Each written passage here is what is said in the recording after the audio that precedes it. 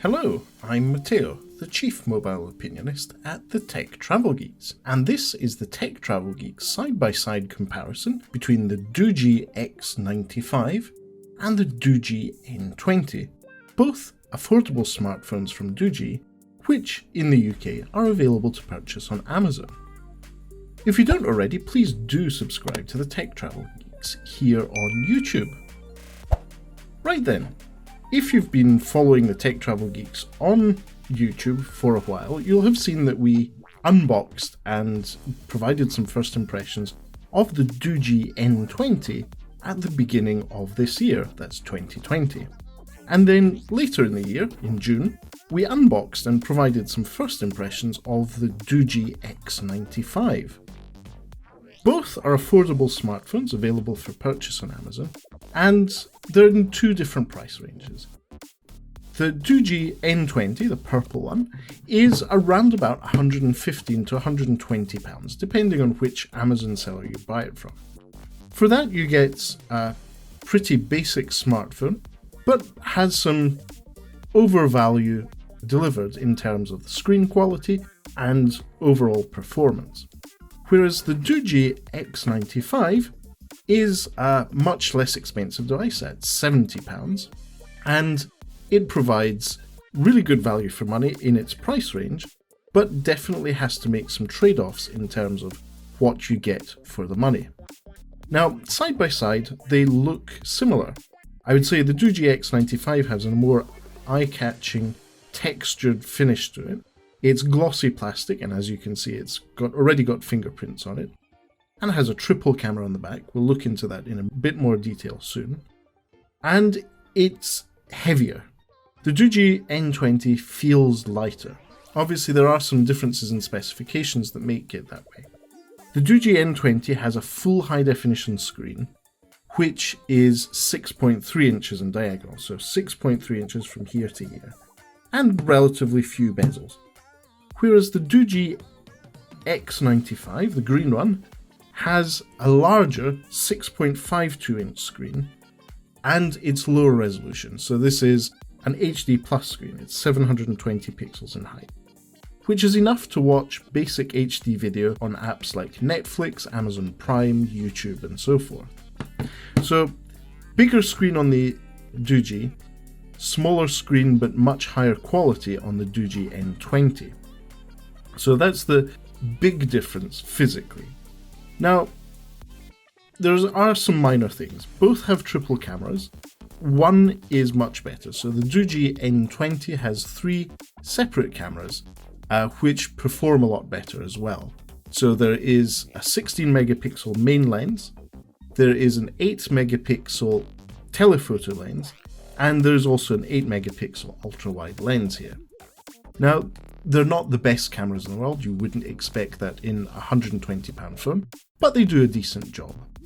And the Doogee X95, on the other hand, has a 13 megapixel main shooter with 2 megapixel cameras at the side. One is a dedicated macro one, whereas the other is just depth sensing for your portrait photography. On the front, the screens, as I said, are different. They both have selfie cameras there. Now, the Doogee X95 has a basic 5 megapixel camera, which is fine for Skype, Facebook Messenger calls, Zoom calls, and so forth, but don't expect it to take amazing selfies. Whereas the Doogee N20 has a slightly better 5 megapixel camera unit. It does, in my opinion, provide slightly clearer pictures, but still, at £120, you wouldn't expect it to give you the best selfies out there. Now, as you see, I've just unlocked this device with a fingerprint scanner on the back. That's really quite handy when you're using the device. You just tap the fingerprint scanner to unlock. And that's a really cool feature the Doogee N20 has, and the Doogee X95 doesn't. So you have to resort to swiping a pattern. In this case, my pattern is D for Doogee. And you don't have that fingerprint unlock. Both devices do support face unlock, so you can use the camera on the device to unlock. It's not the safest way of doing it. I would recommend not enabling that feature because it's very easy to spoof that with a printed out picture of your face. But that is the core differences between the two devices. In terms of performance, the Doogee N20 is definitely a much more capable device. It has a much more powerful chipset, so it's much more responsive because it has an octa-core chipset, whereas the Doogee X95 has a much more basic chipset, which in this case specifically is a quad-core one. Not only that, the software is slightly different. So the Doogee N20 is running Android 9, an older version of Android, but it's fully featured. So it's the full version of Android 9 with no real issues in terms of downscaling features or services. So it's the full version of Android, whereas the Doogee X95 is a sort of hybrid between the full version of Android and Android Go.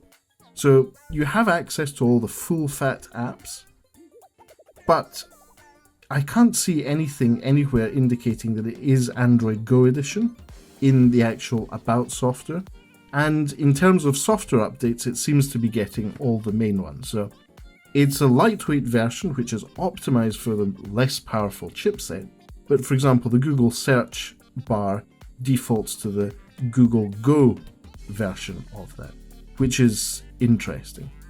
So great in terms of giving you a better, faster experience, but it's not as complete as the full experience you get on the Doogee N20. So that's definitely a thing to be aware of. In terms of gaming, both of them can quite comfortably handle basic games like Threes and so forth. I personally think that if you want a gaming phone, you might want to spend a little bit more and consider the Nokia 5.3 or something similar. But both of them handle games quite well. We did do a video here on the Tech Travel Geeks YouTube channel of the Doogee N20 playing Mobile Legends, and it handles that perfectly fine. Things like Call of Duty Mobile struggle a bit more on the Doogee N20, whereas don't expect to play any full-featured games like that on a phone like the Doogee X95. For £70 you wouldn't expect it to be a great gaming phone. But basic things like Candy Crush or Threes work fine, no issues there. So when it comes to charging, both devices use the older micro USB. So this is the older connector that you've been finding in phones for years. If you already have cables and chargers and everything, that might be what you want. But going forward, you may struggle to charge your Doogee device if you're going to somewhere with a shared port or shared charging. Everyone else has moved to USB Type-C, even the other Doogee products out there. These are still running micro USB. So in 2020, that's something to be aware of. Both have really good battery life. They're entry-level smartphones, but with decent batteries, and those decent batteries are also dealing with a lighter or more optimized version of Android, which Doogee obviously had some input from MediaTek on, and they're both 4,350 mAh batteries.